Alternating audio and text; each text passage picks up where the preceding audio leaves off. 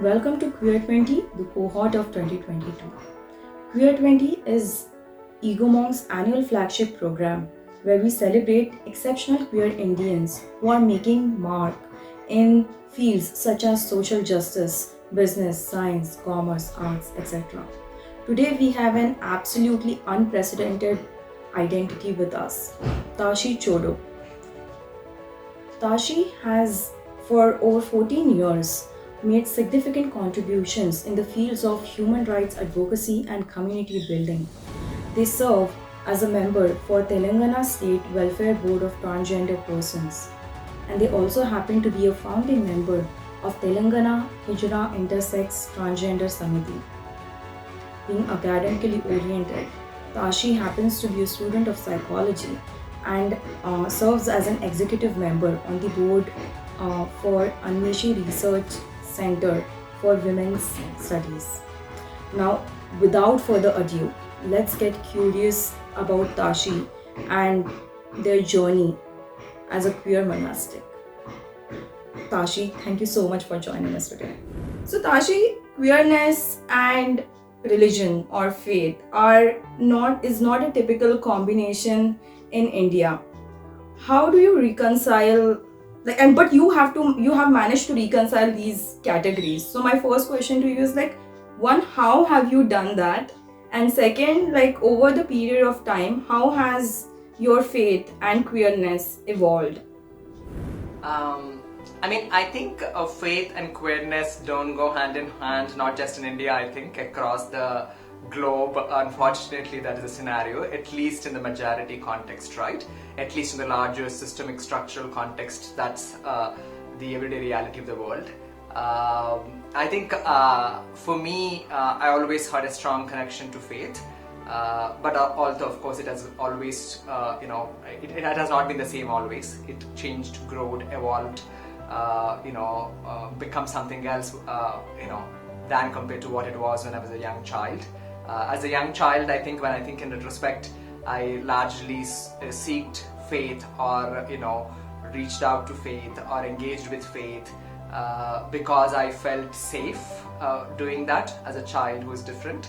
I thought it's the best way to avoid the rest of the world and people and ensure that they don't bother and disturb me, because no one is going to really, come up to a child who is so, devoted and constantly engaging with faith or prayers or meditation and so on and so forth, right? So that way it worked out. Of course, that also worked out because I'm born in a oppressive caste family, and that also worked out. Being born in a caste Hindu family, that worked out.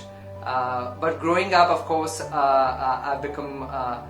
It has become more than just a safe haven. It has become a much more intimate affair, where I had to, engage with it in a sense that I want to make it more out of it rather than what it was. And also I could see that it could be more than that. In that sense, I think it changed quite a lot. I've become critical about it, but also at the same time much more deeply and intimately engaging with it. So I being born in a Hindu family, I engaged with Hinduism growing up as a child. Then I ended up meeting a teacher who is a disciple of Christ, so I ended up studying Christianity and traveling with him for some time. Around the same time, I also ended up meeting Buddhist teachings, which of course more felt like, hey, this is it, and eventually became a Buddhist monastic and been practicing Buddhist faith for some time now. How do I reconcile faith and queerness in that sense, actually? Because I think I've never, even as a child, probably the confidence or the audacity comes from being a queer person, that I never really believed anyone else is the authority on my faith other than myself. I'm the only authority on my faith. No one else can be, I think. I don't think even my teachers are. My teachers can be, of course, guiding light, my mentors, but I am the only authority on my faith. How I engage with it, what it means to me, what I make out of it, what it communicates with me, right? So in that sense, that has always been clear. I think it's my relationship with faith and no one else can dictate it, I think. Tashi, you touched upon celibacy being a part of the lifestyle that you lead. I wanted to ask, is celibacy a non-negotiable aspect of monasticism? And if whatever your answer be, how do you practice, or do you practice shared intimacy without other? What's its connection with celibacy?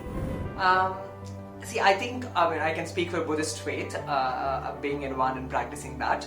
That yes, a vow of celibacy, restraining and abstinence from any and all kinds of sexual engagement, right?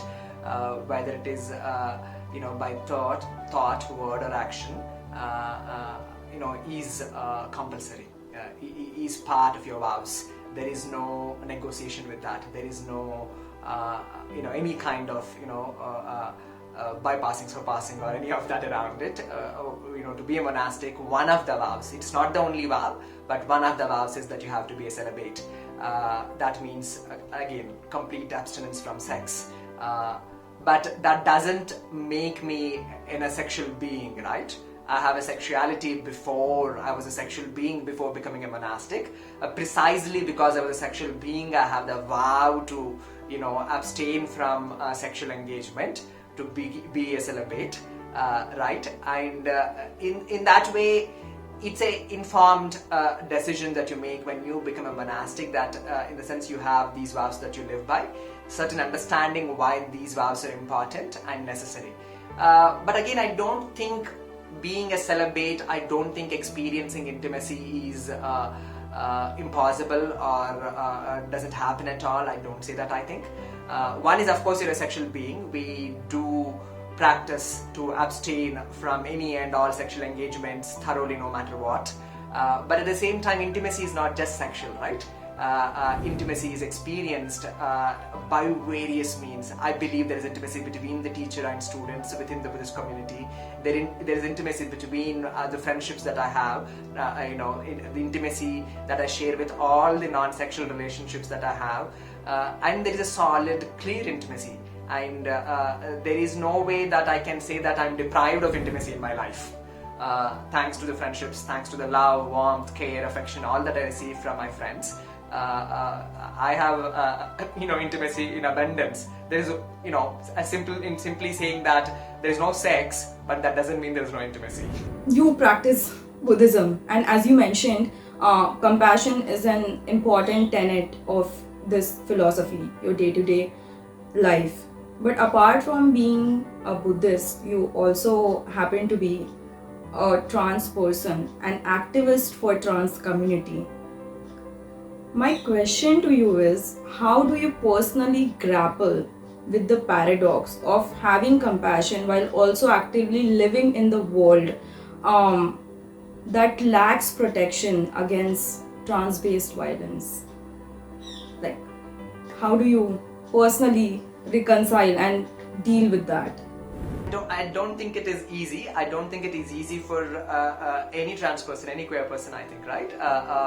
But I think it's, whether you're a Buddhist or not, I think many trans people in my lifetime that I've met across the spectrum are extremely kind and compassionate, I think. Not simply because it is easy, or not simply because it has a means of some whatever higher philosophy or means of survival. But I think as trans queer people, we know what it means to suffer. We know what it means to be rejected. We know what it means to be ostracized, looked down upon, ill-treated for no reason, often, right, other than just being a trans person.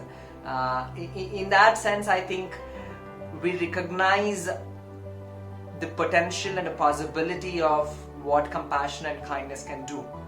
We know what it can do to our lives. We also know what it can do to other lives, I think. Again, I'm not saying this happens by any magic with no moments of anger, frustration, annoyance. All of this is part of engaging or trying to be compassionate, I think. It's not some one nice, good, compassionate mood all the time. There are going to be moments where you're angry, where you're upset. Eventually you arrive at, okay, what's working, what's not working. You get to the point of being compassion or recognizing that you're angry. How do you want to engage with that anger? What do you want to do with it? We all figure out, I think, as a trans people, of course, in a way that you also are forced to because of the world that you live in, but in a way that you also do it because you intimately know what it means to be really, thrown out in a world that is violent, that is dangerous constantly in your everyday life. So I think for me, particularly as a Buddhist, when I deal with people that are transphobic, when I engage with people who are essentially, ignorant at many levels, but also full of hate towards trans people, it helps to see that this particular person or this group of people who are transphobic, that transphobia is not the only component of these people's lives. They're not just simply only transphobic, they are more than that. In a given moment that they are being transphobic because of their ignorance, because of their societal pressure, because of their how they've been conditioned, how they've been raised, and how they see the world, it helps to see all of that. But this person could also be a loving parent. This person could also be a loving and caring friend to someone else. This person probably is also, a good neighbor to someone else. This person could be all of that while still being transphobic. Of course, I'm not saying that all of that could actually, in any sense, dismiss this transphobia, but rather it only places in the context that this transphobia can be addressed and dealt and engaged with. If this person is completely just nothing but hate, there's nothing anyone can do. But thankfully, none of us are in any sense just hate, just anger. We are a myriad of emotions, complex. We are a bundle of ignorance, but also knowledge, also wisdom, also compassion, love. That means there is scope to eradicate the ignorance, get rid of the anger, and fill with more compassion, be with more kindness. Right? That's a possibility. It is a possibility to me. It is a possibility to other people. It's good to see that, I think. And at the same time, also again, anger is as much as many times is helpful, especially when you're marginalized. Anger could be very, very survival helpful, but nonetheless, it is a very unpleasant experience, I think. It eventually might not go anywhere if you don't channel it properly and use it properly. Right? So compassion, on the other hand, also helps you see that these people who are transphobic or people who are violent are also people who deserve compassion, and they more so deserve compassion because they are acting out of their ignorance, not knowing things. Recently I was reminded, I think at one point in my morning prayers, that difficult people need more love. It's easy to love easy people. It's easy to love easy people, right? It's easy to love me when I am nice, when I'm good, when I'm kind. But it's easy to love me when I'm a difficult person. Unfortunately, I did see many of my friends in my lifetime who could and do love me at my worst, not just at my best. And I can offer the same to other people, I think. I receive that and I can offer to the same people. Of course, I'm not good at it all the time. I can be cranky, I can be angry, I can be frustrated all at once. But you try. We keep trying. If we use the principle, the teachings of Maitri, what do you think allyship in that lens looks like? I think I'm not a big fan of the word allyship per se. I think it puts quite a lot of burden, I think, again. To be this, being ally means this being perfect person who is politically correct, uses right language all the time, doesn't do any mistakes, and it's too much a burden on the person who's supposedly ally. And also I think it leaves little to almost no space for mistakes, learnings, right? I think if we can just be friends with each other and not be allies, it saves a lot of time and a lot of struggle for all of us, I think. Because our ally seems to be defined in such a way right? And that definition is very cumbersome, I think. It has not really been helping any of us, I think. But can we be friends? Can we be friends in terms where we understand each other's vulnerabilities, marginalizations? Can we be mindful towards each other's locations? Can I be mindful about my privilege? This is something what all of us anyway, I think, should do in our friendships. Whether you're an ally or not, if you are a friend for a trans person, a Dalit person, a Muslim person in this country, then that means you have to be mindful about your privilege. That means you need to recognize that you're going to do mistakes and wrongs in regard to your friends and their different socio-cultural, sexual, gender identities that they come from. You need to be willing and open to be corrected, correct yourself and to be corrected by your friends, learn, unlearn. I think this anyway we all do in our friendships, right? Because we seek that friendship, we care for it. Then we do anything and everything to ensure that friendship is protected and safeguarded and nurtured. But this allyship is very, like, okay, I'm an ally, I do whatever wrongs, and then of course someone tells you that this is not okay. Oh, here I come as an ally and you're telling me that I'm wrong and I'm this and that. I don't need to be an ally, I'll go back. But when you come as a friend, then you care. When you come as an ally, then you only think about what is politically correct.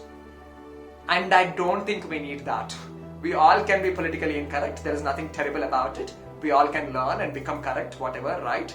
But can we come for friendships, not allyships? Can we come for relationships that are intimate, that are caring, and not some transactional that I'll be a nice ally and you treat me, you respect me for my allyship, you recognize me as an ally,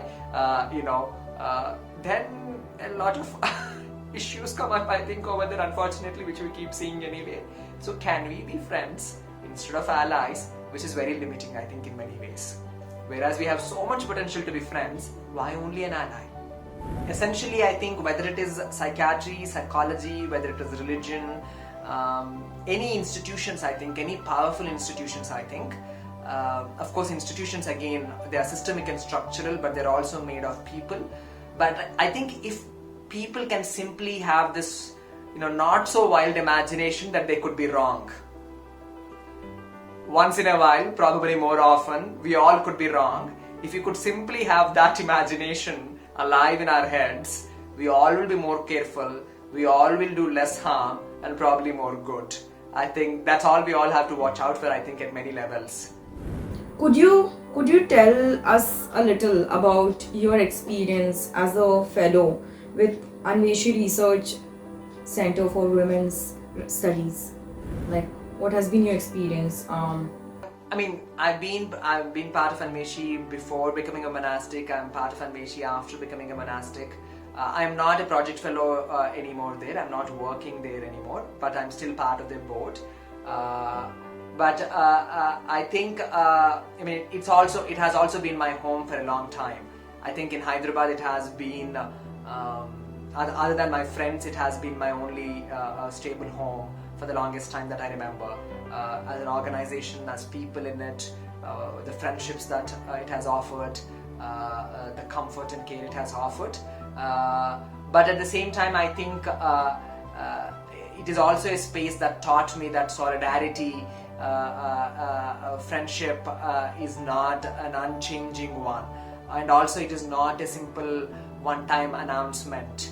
It has to be a continuous practice. It's a continuous everyday practice. At times it's a difficult practice, a challenging one, and I think most importantly, political friendships and solidarity require effort and work. They are not going to happen magically just because our political ideologies and beliefs are one and the same, or that they are in agreement, right? It doesn't mean the practice of it is going to be in agreement. So one has to recognize how important work it is to build these political solidarities and friendships and relationships, but also at the same time how much of work and effort it takes, and also how we all could be flawed in building them. and how we all should be watchful and careful as we build these political alliances and friendships between movements, between feminist movement and queer movement and other movements, or having these friendships of solidarity. It's good to have trust and hope, no doubt, but also it's good to be cautious of one's own privileges and continuously keep a watch on and listen to each other, communicate with each other. That's a work, I think, which we all are also continuously learning, I think. At Anmeshi and other places, I think it's a work we all are still continuing to learn, I think. If you had to say one prayer for people, queer or not, who are struggling with self-acceptance and faith, what would that prayer be? I think it's a common desire, right? It is a common desire for all of us, not just human beings. I think it's a common desire for all living beings, all sentient beings, that we want to be free of suffering. There's no one in the universe, like it is said in our own Buddhist teachings, there's no being in the universe that does not want to be free of suffering. And there is no being in the universe that does not want happiness. Whether it is your dog, or whether it is an animal in the wild, or whether it is yourself, ourselves, we seek happiness. We try to avoid suffering. So my prayer would be, may all of us be free of suffering and its causes, and may all of us never be separated from happiness and its causes, and may all of us find the wisdom to do, to find, to manifest the causes that bring us happiness and that take us away from the suffering.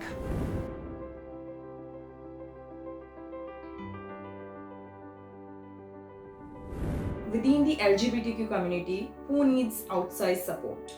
None of us need support. I don't think none of us need support. I think we all need more of care and love. We don't need your help. We need for us to work with each other. We don't need aid, but we need a friendship. Who is your queer role model? All of my teachers, I think. My Buddhist teachers, I think they are very, very queer, I think. They might disagree with it, but I think all of them are very queer in their thinking, in their work. So most of my Buddhist teachers are, my queer role models. But at the same time, many of my trans siblings and queer friends constantly inspire me and constantly teach me. I can't take one person's name, I think. Okay. What's the best thing about being queer? Being queer. Then I don't think there's any other way of saying it, right? I mean, what's the big thing of being queer? Being queer is the best. What is one thing that scares you? Cockroaches. Cockroaches Scare me a lot. But that being about living beings, I think in this country right now, what scares me more, other than cockroaches, is that the growing hate, the growing polarization, and the mistrust between the communities. That scares me more, I think. Sorry, could you repeat that? Other than In this cockroaches, I think the growing hate in this country, the polarization, the mistrust between different communities is what scares me most. Yeah. Okay. One thing that inspires you the most? One thing inspires me the most, I think not one, two things. I think one, of course, obviously Buddhist teachings, but I think even before that, it is the queerness that I encounter in queer communities across Indian subcontinent. I think it's a constant source of inspiration. The lives, the struggles, the accomplishments, all of it is a continuous source of inspiration, I think. Okay, now share your immediate reaction to certain words. Am I audible? Yeah, now yes. Go ahead. Yeah. So your immediate reaction to some of the words I'm going to say. Okay. Workplace equity. Quite an illusion even today. Homophobia. They're everywhere, like literally everywhere.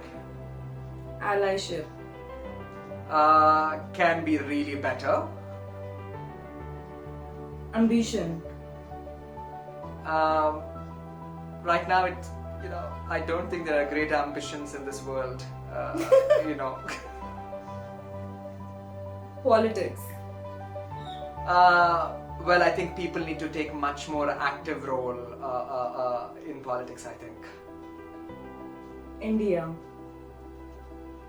Really falling apart.